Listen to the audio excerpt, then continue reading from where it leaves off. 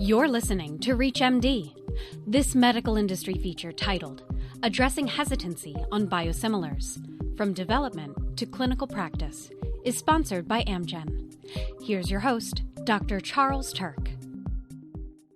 Since the introduction of the first biosimilar to the U.S. marketplace in 2015 in the oncology space, over 22 biosimilars have been launched for a number of therapeutic areas, including for cancer, inflammatory disorders, and multiple sclerosis, to name a few. But despite the potential benefits of these agents, such as decreased costs for patients, healthcare systems, and payers, their uptake in U.S. clinical practice has lagged behind that of the EU. So how can we work to ensure that biosimilars are utilized to their full potential? Welcome to ReachMD. I'm Dr. Charles Turck, and joining me to address common misconceptions surrounding biosimilars and examine key points in their development, manufacturing, and approval process is Dr. Jerome Goldschmidt. Dr. Goldschmidt is a medical oncology specialist practicing at Blue Ridge Cancer Care, and he's also affiliated with the U.S. Oncology Network in Blacksburg, Virginia. Dr. Goldschmidt, thank you for joining us today. Thanks for having me here, Dr. Turck.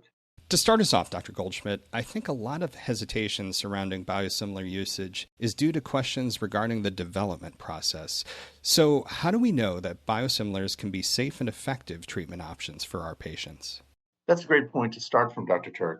Let's begin with the FDA's definition of a biosimilar. A biosimilar is a biological product that is highly similar to a U.S. licensed reference biological product for which there is no clinically meaningful difference in safety, purity, or potency.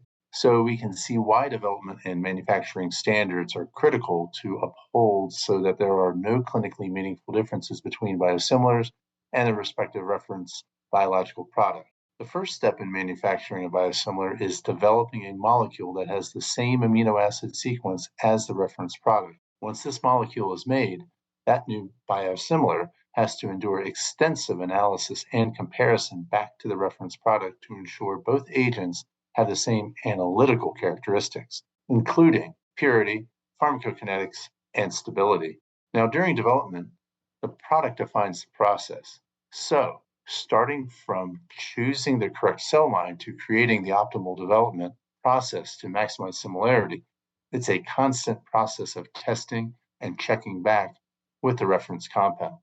Now, another concern for clinicians may be the approval process for these therapeutic agents. After all, we know that the originator biologics have a highly regulated approval process, but what about biosimilars? Do they have a stringent path to approval as well?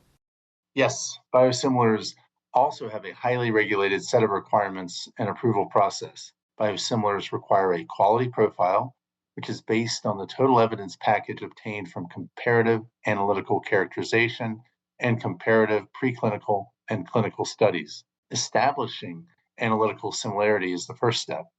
After this step, preclinical studies help determine the product's potential toxicology for similarity, followed by pharmacokinetic equivalence. The final step is demonstrating that there is no clinically meaningful difference between the originator or reference biologic through confirmatory clinical testing. Now, analytical characterization is a critical part of the process for biosimilars and must be identical to the originator. However, analytical characterization is not as important for the originator biologic because it doesn't really matter what the characteristics are of that compound as long as it works. But for biosimilars, on the other hand, analytical characterization is essential because, as I mentioned earlier, it has to be almost identical to the originator.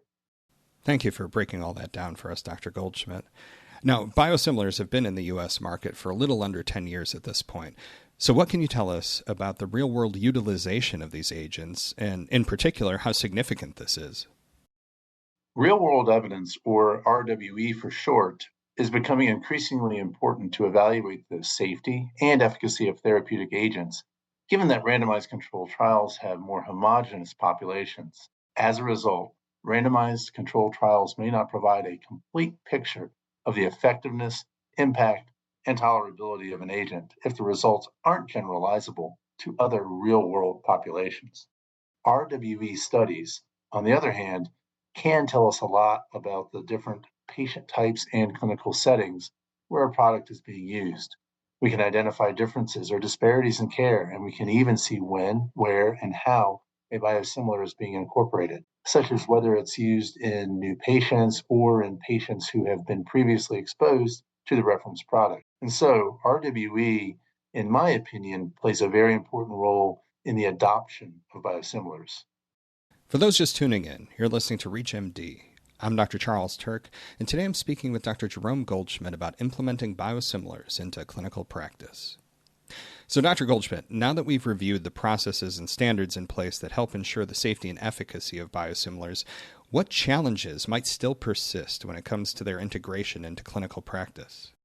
From my vantage point, there's still a general lack of awareness of biosimilars among providers and patients, but I think that's changing. Education for clinicians and patients is key, getting the conversation going between you and your clinical colleagues, particularly the treatment decision makers like health system pharmacists, and between you and your patients during their therapeutic management, brings familiarity and, by default, comfort in adopting these agents. And what can clinicians anticipate looking forward to when it comes to the biosimilar pipeline? For rare diseases, the orphan class of biological products deserves special attention for biosimilar development, as they provide a vital niche to patients and society as a whole. And while they're currently minimally investigated, biosimilar orphans would afford the only opportunity for treatment of numerous new patients worldwide due to reduced price and better accessibility.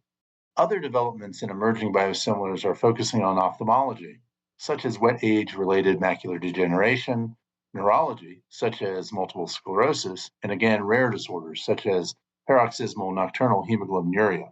So the expansion into non-oncologic and non-inflammatory therapeutic areas continues to be an important and an exciting phase of development.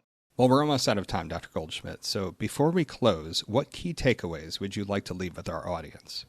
So first, I'd like to reiterate that we know these agents are proven to be as safe and effective as the originator products because biosimilars must meet and maintain robust scientific standards before and after approval, including the manufacturing and real-world evidence processes that we discussed today. And despite the fact that adoption of these agents has been slow, improving awareness and education surrounding biosimilars can help clinicians utilize them to their full potential, which in turn can help our patients.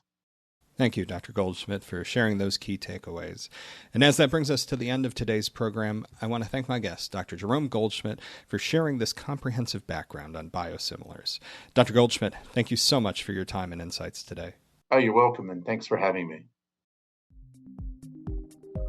This program was sponsored by Amgen. If you missed any part of this discussion, visit reachmd.com/industry feature. This is ReachMD. Be part of the knowledge.